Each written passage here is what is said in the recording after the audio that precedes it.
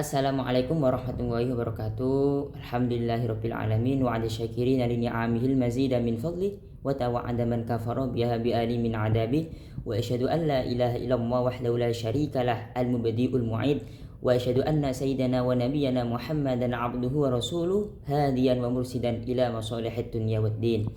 Salatun wa salamu alaihi wa ala abaihi wa ikhwanihi minan nabiyyin wal mursalin wa ala alihi wa sahbihi ajma'in, amma ba'dun. Perkenalkan, nama saya Ahmad Imam Al-Muttaqin dengan NIM 24080574183 dari kelas manajemen 2024A atau kelas agama Islam 098. Jadi di sini saya akan meresum tugas, yang mana tugas ini merupakan kita diperintahkan untuk menonton sebuah kutipan video yang berisi tentang hikmah atau yang lainnya. Jadi di sini saya menonton atau mendengarkan ceramah yang telah diterangkan oleh Ustadz Adi Hidayat, yang mana tema ceramah tersebut berisikan cara bagaimana agar kita itu hidup tenang. Dari video yang telah saya saksikan di YouTube dan telah dijelaskan oleh Ustadz Adi Hidayat, bahwasannya saat ini tuh banyak para manusia itu telah diberikan oleh Allah dengan berbagai kenikmatan yang melimpah. Akan tetapi dengan banyaknya kenikmatan tersebut, manusia tersebut terkadang memiliki rasa ketidaktenangan dalam kehidupan mereka. Ketidaktenangan yang ada pada kehidupan mereka itu bisa terjadi karena apa? Salah satunya karena mereka terlalu sering bermaksiat. Adapun faktor lain yang menjadi penyebab dari adanya ketidaktenangan dalam hidup, yaitu kehidupan mereka terlalu effort terhadap aktivitas dan kehidupan duniawi, sehingga mereka enggan memikirkan untuk ke akhirat kelak.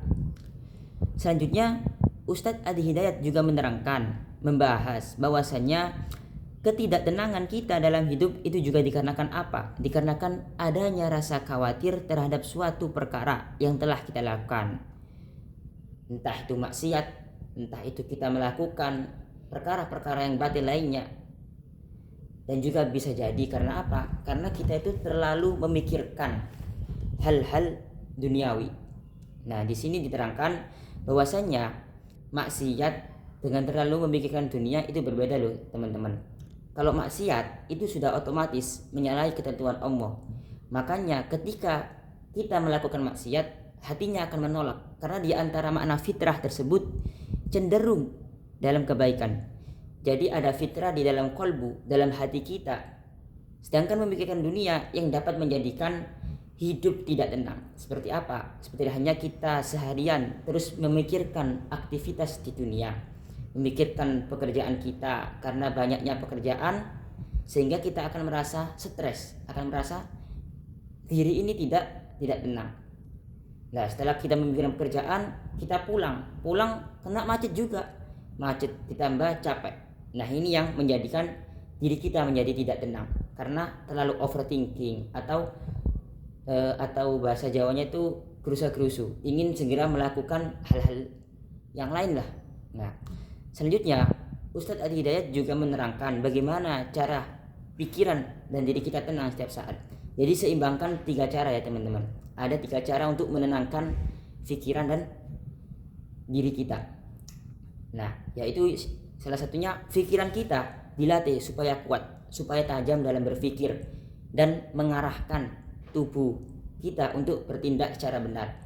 Nah, kemudian jika tubuh ini dilatih dengan berolahraga, makan makanan yang sehat, yang mana keterangan ini banyak diterangkan dalam ayat Al-Qur'an. Salah satunya yaitu A'udzubillahi minasyaitonirrajim. Bismillahirrahmanirrahim. Ya ayyuhan nasu kulu mimma fil ardi halalan thayyiba. Al-Baqarah ayat 168. Yang mana menjelaskan, wahai manusia, silakan engkau makan sesuai dengan porsi kebutuhan dari yang dicari dari sumber yang halal yang menyehatkan.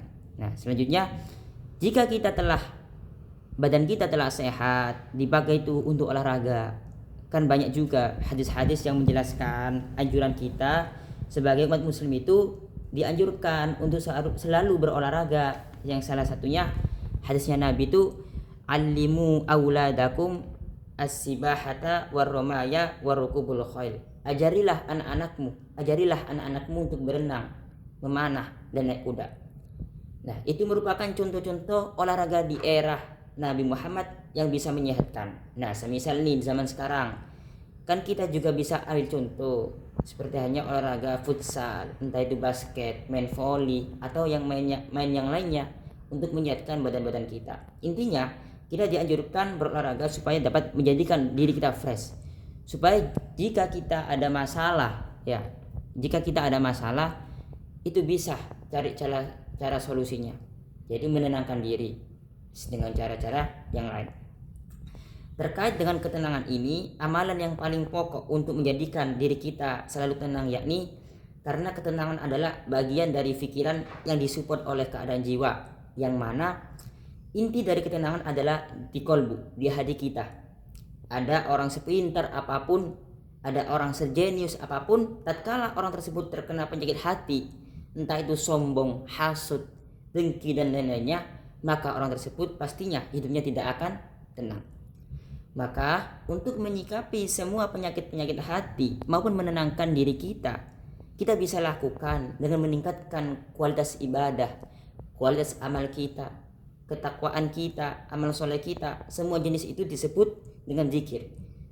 Zikir itu bukan hanya sholat aja ya, bukan hanya membaca wirid, bukan hanya itu zikir, tapi juga sholat, selalu bersedekah juga termasuk zikir. Karena arti dari zikir yaitu mengingat Allah.